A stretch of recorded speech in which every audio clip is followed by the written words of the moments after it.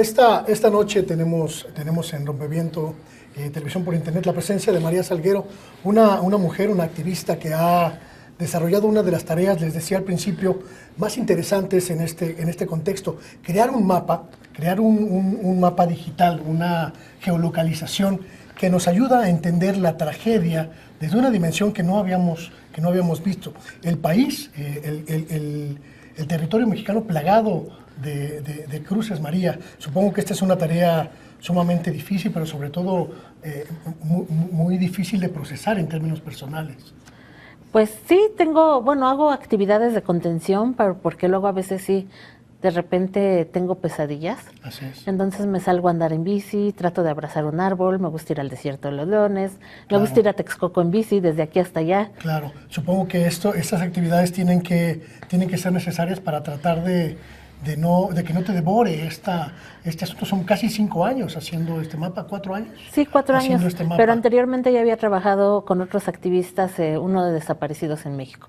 ¿Cómo surge la idea, María, de geolocalizar digitalmente los homicidios, los feminicidios de tantas mujeres? Bueno, yo empiezo a relacionarme, primero les voy a contar rápido, en 2010 en temas de derechos humanos, apoyando a los papás de los niños de la guardería ABC en las actividades aquí en la Ciudad de México.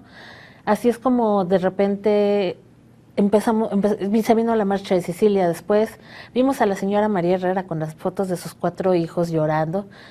Pues a uno se le rompe el corazón de ver el llanto de una madre.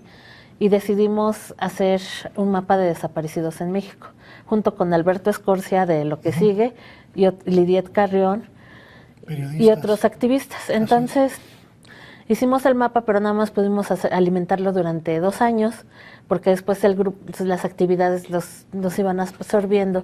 Pero llegaban casos de niñas desaparecidas que terminaban siendo víctimas de feminicidio. La desaparición es un preámbulo a un feminicidio, y lo acabamos de ver con el caso de Fátima. Claro. Entonces fue cuando dije, el problema del feminicidio no es un problema exclusivo del Estado de México, porque por esas fechas se hablaba del Estado de México, y Estado de México opacó otros estados, pero también Ciudad Juárez, donde han seguido ocurriendo.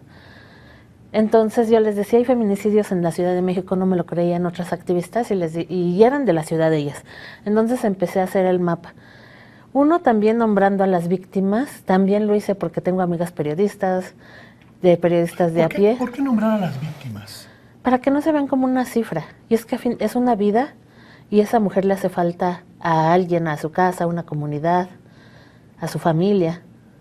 Una de las cosas que más se ha discutido en estos últimos meses es precisamente esta revictimización de las mujeres que son víctimas del feminicidio. Se les asesina, pero además mediáticamente se les vuelve a victimizar, exhibiendo la forma en la que fueron asesinadas, exhibiendo el entorno en el cual ocurren los crímenes. Y esto parece que es una regla que se repite, pero que además se incrementa en términos sociales. Pero irónicamente yo de esa información he nutrido el mapa, porque el periodismo de seguridad y justicia pues es crudo, rudo, porque así es la realidad. ¿No? Entonces yo utilizo estas imágenes. De hecho, gracias a estas imágenes encontré casos muy específicos entre los grupos criminales, cómo usan los cuerpos de las mujeres para mandarles mensajes a los rivales. Hay una cultura, toda una cultura del asesinato de mujeres en México. Sí. ¿En qué consiste? ¿Qué has detectado en eso? Pues es un machismo muy arraigado, lo tenemos arraigado los roles de género, desde los roles de género, y que la mujer, por ejemplo, en la iglesia, ¿no? La familia, que les dicen, si sufren violencia, les dicen, pues es tu cruz, tienes que aguantarte, toléralos, si te celas que te aman, ¿no? Este pensamiento del siglo pasado o antepasado, sí, en el cual la mujer era considerada como un sujeto de menor valía frente al hombre. Ajá, y de hecho pues todavía se sigue considerando, porque luego de repente vete a la cocina, ¿no? Claro, incluso cuestiones que pueden parecer tan pueriles como regalarle a un niño un carro y a una niña una batería de cocina, de juguete, ¿no? Desde ahí empiezan a los roles de género, que las niñas azul, los niños rosa, ¿no? Esos roles de género asignados por la sociedad. Somos una sociedad machista, sin duda. Sí, y pues es que vivimos en toda una estructura patriarcal, desde el gobierno, desde la educación, desde la religión, desde la comunidad. ¿Cómo se reflejan todas esas estructuras en el día a día de una mujer? ¿Cómo las detectamos y cómo están tan arraigadas que algunas ni siquiera somos capaces de eso, de detectarlas? Pues es que, por ejemplo, yo una vez le dije a un tipo, estaba más joven, 20 años más joven, y le decía, no me gusta que me chifles. Es que yo puedo hacerlo. Le dije, sí, pero a mí no me gusta. Y yo sí le dije, te voy a romper la maceta. Y ya me dejó de chiflar. Entonces, pero chiflaba a otras chavas y les digo, ¿no ves que les molesta? Era uno que vendía tacos a la vuelta de mi casa. Uh-huh. Y es que es esto de que el hombre siente que puede perseguirnos a las mujeres, acosarnos. Desde ahí empieza. Su cuerpo, de todo, de hecho. Desde ahí empieza, de ese acoso en la calle, empieza en la comunidad, luego las violencias que vivimos las mujeres en las casas. Creo que en ningún lugar estamos seguras. ¿Cómo se degrada una sociedad desde esto que puede, interpretarse como un hecho cotidiano, el que un hombre llame la atención de una mujer silbándole o diciéndole algún piropo o lo que pueda hacer, y cómo se llega desde ese nivel hasta la degradación que vemos en algunos casos de mujeres que ya pierden por completo su integridad, su identidad, su ser? Y es que lo vemos en el espacio abierto y en la casa. Ellos creen que pueden poseernos. En la casa también las violencias van incrementando. Primero empiezan con juegos, después van escalando en violencia, después violencia psicológica, violencia económica, golpes, y muchas veces escala hasta el feminicidio. ¿En qué momento el feminicidio se convierte en un problema para México, María? Tú que has trabajado en este entorno, ¿qué es lo que detectas? Impunidad, y es de los asesinatos de mujeres en Ciudad Juárez.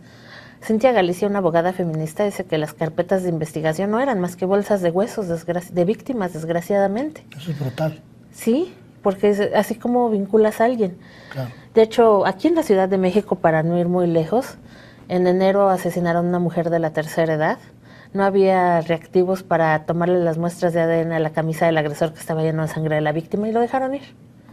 Sin ninguna prueba pericial posterior ni nada. No, porque no tenían los reactivos para tomarle el ADN. Solo porque faltaba un elemento para hacer la prueba. Y entonces estos asesinan, vieron que ya pudieron asesinar, salieron impunes, lo van a volver a hacer.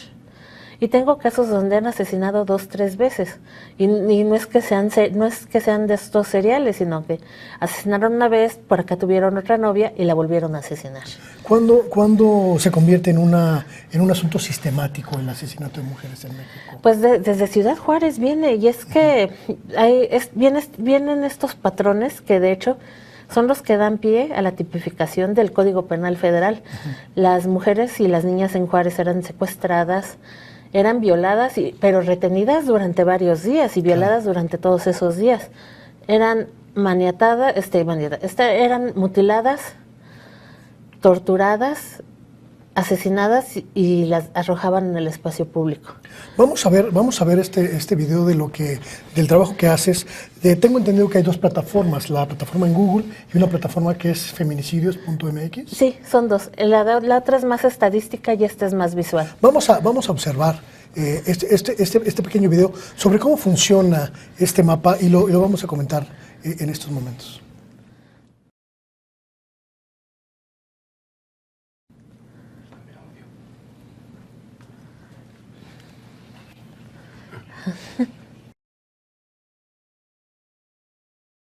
Estamos viendo en la pantalla, María. Fueron 2016, 17, 18 y 19.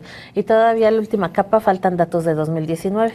Lo que estamos viendo es cómo el país se va llenando, desde tu estadística, cómo el país se va llenando de señalamientos.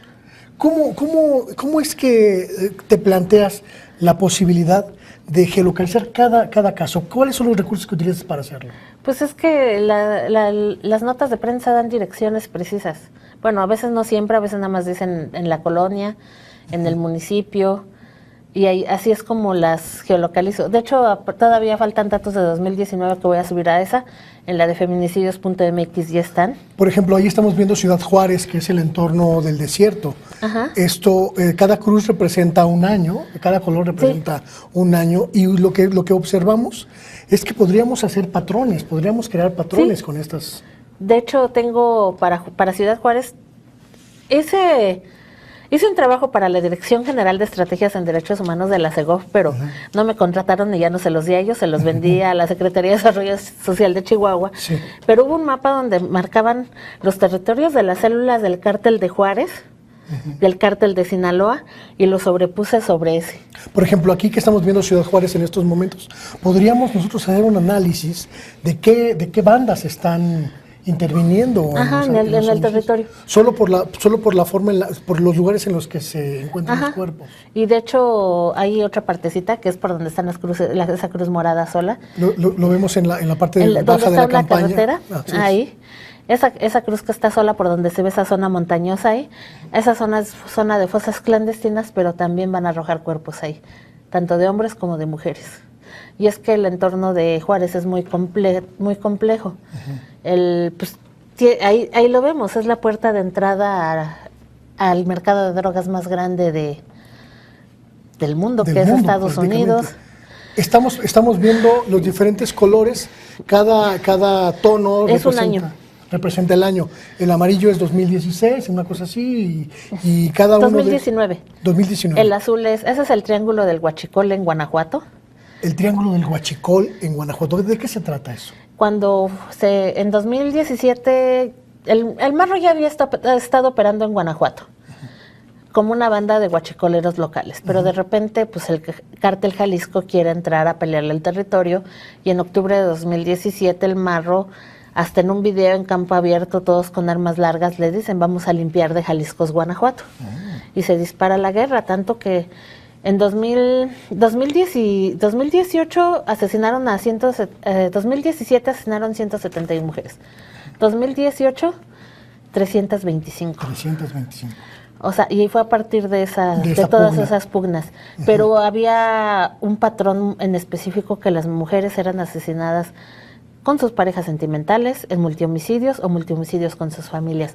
Y esto da pie para hablar de los feminicidios por pertenencia al enemigo en contextos de crimen organizado, que son mujeres asesinadas por el simple hecho de pertenencia a los rivales. Son vistas como un objeto de posesión del rival.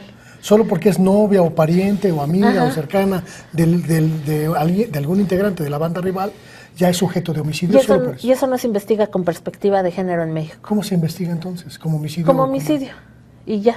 Pero sí hay razones de género en esos asesinatos. Por supuesto. Hay veces que no encuentran al rival y van por la mamá. Esto ocurre muy regularmente. Sí, pues de hecho en Juárez el año pasado ya se ha dado estos modos en algunos casos, pero este fue más impactante. Eran 3 niñas menores de edad, la mayor tenía 14 años. Las ejecutan frente a su papá y a su papá lo levantan.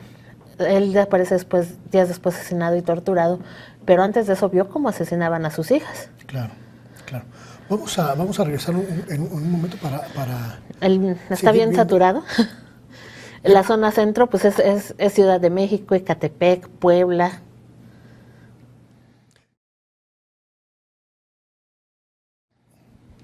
Hemos visto uno de los mapas que has elaborado. Hay una discusión que se ha abierto en los últimos días, María, la impericia del gobierno mexicano para muchísimo la actitud del gobierno federal, pero también se ha dejado de lado la actitud de los gobiernos estatales. Sí. ¿Qué es lo que ocurre en estos escenarios? Por ejemplo, empezó todo con Gertz Manero, ¿no? Con su idea de querer, de decir que acaban de pasar las causales, decir que era inútilmente comprobable, creo que son muy claras, con una que se demuestre suficiente para tipificarlo como feminicidio. Como feminicidio, claro. Y siento también que es un problema de incomprensión del presidente. No entiende el problema, no entiende qué son las razones de género. Así es. Y me extraña que teniendo 3 feministas destacadas dentro de su gabinete, no se apoyen ellas. Lo que yo veo ahí, no sé si sea indolencia o falta de articulación. Tiene ahí la secretaria de Gobernación, ¿sí? Está ahí la directora de Mujeres, que es una feminista y activista mundialmente reconocida, pero me parece que a lo mejor el gobierno ha tenido poca creatividad o poca disposición para crear una estructura realmente en torno de esto. Pues también, es que vivimos en un país muy patriarcal y pues es el presidente y tiene sus ideas patriarcales muy arraigadas. Y por eso no comprende el problema y lo ha minimizado, porque ha minimizado el problema del feminicidio. Así es. Piensa que es la misma violencia que afecta a las mujeres, pero no.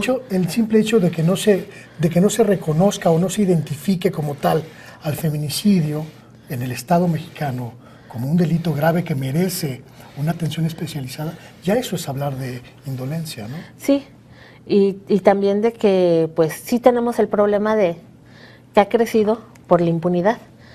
Sí es a nivel estatal, pero también al gobierno federal le corresponde coordinar acciones entre los 3 niveles de gobierno para prevenir, sancionar y erradicar la violencia contra las mujeres.